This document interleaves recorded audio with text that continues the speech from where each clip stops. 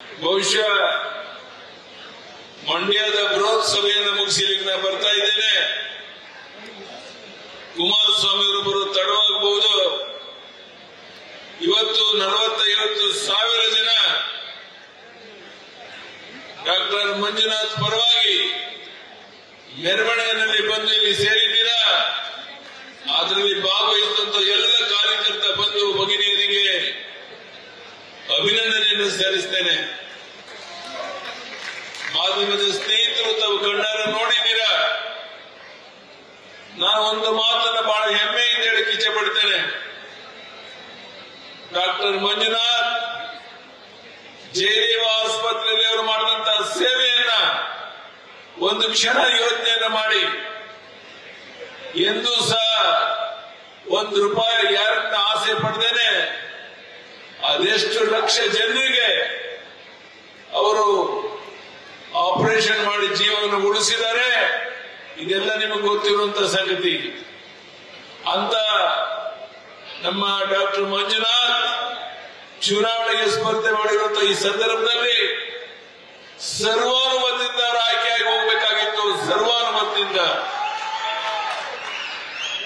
ಯಾರೊಬ್ಬರು ಸಹ ಅವರ ವಿರುದ್ಧ ಅಭ್ಯರ್ಥಿಯನ್ನು ಹಾಕ್ದೇನೆ ಅವ್ರನ್ನ ಆಯ್ಕೆ ಮಾಡಿ ಕಳಿಸಬೇಕಾಗಿತ್ತು. ನಾನು ಕಾಂಗ್ರೆಸ್ನವ್ರಿಗೆ ಇವತ್ತು ವಿನಂತಿಯನ್ನು ಮಾಡ್ತೇನೆ. ಶಿವಕುಮಾರ್ ತಮ್ಮ ಚುನಾವಣೆಗೆ ನಿಂತಿದ್ದಾರೆ. ನಿಮಗೆ ಬೇಕಾದಷ್ಟು ಅವಕಾಶಗಳಿದೆ. ಆದರೆ ಡಾಕ್ಟರ್ ಮಂಜುನಾಥ್ ಅಂತ ಒಬ್ಬ ಹಿರಿಯ ವ್ಯಕ್ತಿ, ಇಡೀ ದೇಶವೇ ಮೆಚ್ಚಿರುವಂತ ಒಬ್ಬ ಹಿರಿಯ ವ್ಯಕ್ತಿ ಸ್ಪರ್ಧೆ ಮಾಡಿರಬೇಕಾದ್ರೆ ನೀವು ಚುನಾವಣೆ ಕಣದಿಂದ ಹಿಂದೆ ಸರಿದವರಿಗೆ ಬೇಷರತ್ತಾಗಿ ಬೆಂಬಲವನ್ನು ಕೊಟ್ಟು ಅವರನ್ನು ಕಳಿಸಿಕೊಡ್ಬೇಕು ಅಂತ ಪ್ರಾರ್ಥನೆಯನ್ನು ಮಾಡ್ತೇನೆ. ಬಹುಶಃ ನಮ್ಮ ಸುದೈವ ಈಗಾಗಲೇ ಪ್ರಧಾನಿ ನರೇಂದ್ರ ಮೋದಿಜಿಯವರನ್ನ, ಅಮಿತ್ ಶಾಜಿಯವರನ್ನ ಡಾಕ್ಟರ್ ಮಂಜುನಾಥ್ ಅವರು ಭೇಟಿ ಮಾಡಿದ್ದಾರೆ. ಮುಂದೆ ಯಾವ ರೀತಿ ಕೇಂದ್ರದಲ್ಲಿ ಅವರುಗಳ ಅವಕಾಶ ಸಿಗುತ್ತೆ ಅನ್ನೋದನ್ನು ನಾನು ಹೇಳಕ್ಕೆ ಇಚ್ಛೆ ಪಡುವುದಿಲ್ಲ ಬಂಧುಗಳೇ.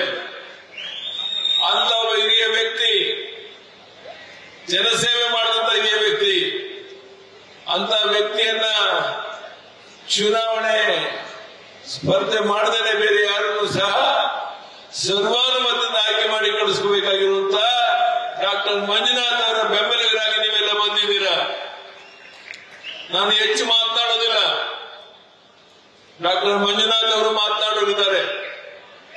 ನಾನು ಕೈ ಜೋಡಿಸಿ ನಿಮಗೆ ಪ್ರಾರ್ಥನೆಯನ್ನು ಮಾಡ್ತೇನೆ. ಇದು ಡಾಕ್ಟರ್ ಮಂಜುನಾಥ್ ಅಲ್ಲ ಚುನಾವಣೆಗೆ ನಿಂತಿರೋದು. ಇಲ್ಲಿ ಕೂತಿರುವಂತಹ ಪ್ರತಿಯೊಬ್ಬ ಕಾರ್ಯಕರ್ತೆಯರು ನೀವೇ ಡಾಕ್ಟರ್ ಮಂಜುನಾಥ್ ಅಂತ ತಿಳ್ಕೊಂಡು ಬರುವಂತ ಕೆಲವೇ ದಿವಸ ನೀವು ಕೆಲಸ ಮಾಡಿದ್ರೆ ಲಕ್ಷಾಂತರ ಅಂತರದಲ್ಲಿ ಡಾಕ್ಟರ್ ಮಂಜುನಾಥ್ ಗೆಲ್ಲೋದ್ರಲ್ಲಿ ಯಾವುದೇ ಸಂಶಯ ಇಲ್ಲ.